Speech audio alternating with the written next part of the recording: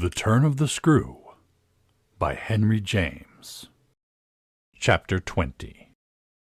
Just as in the churchyard with Miles, the whole thing was upon us.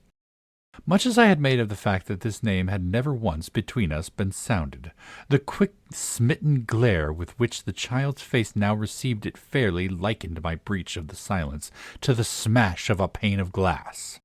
It added to the interposing cry, as if to say the blow that Mrs. Gross at the same instant uttered over my violence, the shriek of a creature scared, or rather wounded, which, in turn, within a few seconds, was completed by a gasp of my own.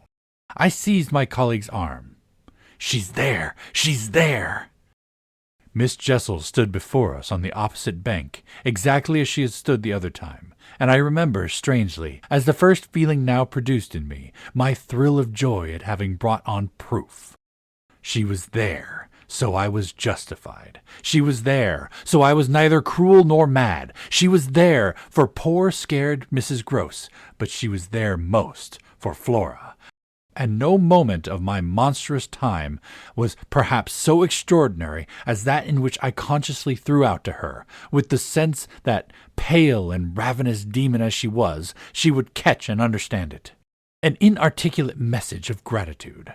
She rose erect on the spot my friend and I had lately quitted, and there wasn't in all the long reach of her desire an inch of her evil that fell short. This first vividness of vision and emotion were things of a few seconds, during which Mrs. Gross's dazed blink across to where I pointed struck me as showing that she, too, at last saw, just as it carried my own eyes precipitately to the child. The revelation, then, of the manner in which Flora was affected startled me in truth far more than it would have done to find her also merely agitated. For direct dismay was of course not what I had expected. Prepared and on her guard as our pursuit had actually made her, she would repress every betrayal. And as I was therefore at once shaken by my first glimpse of the particular one for which I had not allowed to see her, without a convulsion of her small pink face, not even feigned to glance in the direction of the prodigy I announced, but only, instead of that, to turn at me an expression of hard, still gravity, an expression absolutely new and unprecedented, and that appeared to read and accuse and judge me. This was a stroke that somehow converted the little girl herself into a figure portentous. I gaped at her coolness, even though my certitude of her thoroughly seeing was never greater than at that instant. And then, in the immediate need to defend myself, I called her passionately to witness. "She's there, you little unhappy thing! There, there, there! And you know it as well as you know me!" I had said shortly before to Mrs. Gross that she was not at these times a child, but an old woman, and my description of her couldn't have been more strikingly confirmed than in the way in which, for all notice of this, she simply showed me, without an expressional concession or admission, a countenance of deeper and deeper, of indeed suddenly quite fixed, reprobation. I was by this time, if I can put the whole thing at all together, more appalled at what I may properly call her manner than at anything else, though it was quite simultaneously that I became aware of having Mrs. Gross also, and very formidably, to reckon with. My elder companion, the next moment, at any rate, blotted out everything but her own flushed face and her loud, shocked protest, a burst of high disapproval. "What a dreadful turn, to be sure, miss! Where on earth do you see anything?" I could only grasp her more quickly yet, for even while she spoke, the hideous plain presence stood undimmed and undaunted. It had already lasted a minute, and it lasted while I continued, seizing my colleague, quite thrusting her at it and presenting her to it, to insist with my pointing hand, "You don't see her exactly as we see? You mean to say you don't now? She's as big as a blazing fire. Only look, dearest woman, look!" She looked just as I did, and gave me, with her deep groan of negation, repulsion, compassion, the mixture with her pity of her relief at her exemption, a sense touching to me even then that she would have backed me up if she had been able. I might well have needed that, For with this hard blow of the proof that her eyes were hopelessly sealed, I felt my own situation horribly crumble. I saw my livid predecessor press from her position on my defeat, and I took the measure, more than all, of what I should have from this instant to deal with in the astounding little attitude of Flora. Into this attitude Mrs. Grose immediately and violently entered, breaking, even while there pierced through my sense of ruin a prodigious private triumph, into breathless reassurance. "She isn't there, little lady, and nobody's there, and you never see nothing, my sweet. How can poor Miss Jessel, when poor Miss Jessel's dead and buried? We know, don't we, love?" And she appealed, blundering in to the child. "It's all a mere mistake, and a worry, and a joke, and we'll go home as fast as we can." Our companion, on this, had responded with a strange, quick primness of propriety, and they were again, with Mrs. Grose on her feet, united, as it were, in a shocked opposition to me. Flora continued to fix me with her small mask of disaffection, and even at that minute I prayed God to forgive me for seeming to see that, as she stood there holding tight our friend's dress, her incomparable childish beauty had suddenly failed, had quite vanished. I've said it already. She was hideously hard.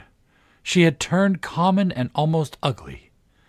"I don't know what you mean. I see nobody. I see nothing. I never have. I think you're cruel. I don't like you."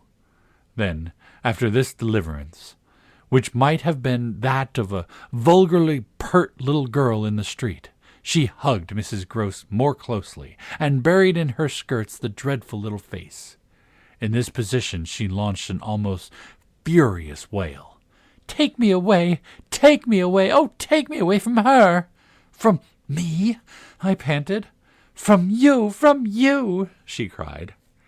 Even Mrs. Grose looked across at me dismayed, while I had nothing to do but communicate again with the figure that, on the opposite bank, without a movement, as rigidly still as if catching, beyond the interval, our voices, was as vividly there for my disaster as it was not there for my service. The wretched child had spoken exactly as if she had got from some outside source each of her stabbing little words, and I could therefore, in the full despair of all I had to accept, but sadly shake my head at her. If I had ever doubted, all my doubt would at present have gone. I've been living with the miserable truth, and now it has only too much closed round me. Of course I've lost you. I've interfered, and you've seen, under her dictation. With which I faced over the pool again, our infernal witness. The easy and perfect way to meet it. I've done my best, but I've lost you. Good-bye. For Mrs. Grose I had an imperative, an almost frantic, "Go! Go!" before which, in infinite distress, but mutely possessed of the little girl, and clearly convinced, in spite of her blindness, that something awful had occurred, and some collapse engulfed us, she retreated, by the way we had come, as fast as she could move. Of what first happened when I was left alone I had no subsequent memory. I only knew that at the end of, I suppose, a quarter of an hour, an odorous dampness and roughness, chilling and piercing my trouble, had made me understand that I must have thrown myself on my face to the ground and given way to a wildness of grief. I must have lain there long and cried and wailed, and when I raised my head the day was almost done. I got up and looked a moment through the twilight at the grey pool and its blank, haunted edge, and then I took, back to the house, my dreary and difficult course. When I reached the gate, in the fence the boat, to my surprise, was gone, so that I had a fresh reflection to make on Flora's extraordinary command of the situation. She passed that night by the most tacit, and, I should add, were not the word so grotesque a false note, the happiest of arrangements with Mrs. Grose. I saw neither of them on my return, but on the other hand I saw, as by an ambiguous compensation, a great deal of Miles. I saw, I can use no other phrase, so much of him that it fairly measured more than it had ever measured. No evening I had passed at Bly was to have had the portentous quality of this one, and in spite also of the deeper depths of consternation that had opened beneath my feet, there was literally, in the ebbing actual, an extraordinarily sweet sadness. On reaching the house, I had never so much as looked for the boy. I had simply gone straight to my room, to change what I was wearing, and to take in, at a glance, much material testimony to Flora's rupture. Her little belongings had all been removed.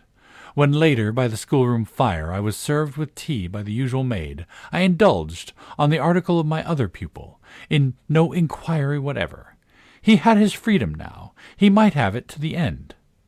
Well, he did have it, and it consisted, in part at least, of his coming in at about 8 o'clock and sitting down with me in silence. On the removal of the tea things, I had blown out the candle and drawn my chair closer. I was conscious of a mortal coldness and felt as if I should never again be warm. So when he appeared, I was sitting in the glow with my thoughts. He paused a moment by the door as if to look at me, then, as if to share them, came to the other side of the hearth and sank into a chair. We sat there in absolute stillness, yet he wanted, I felt, to be with me. End of chapter 20.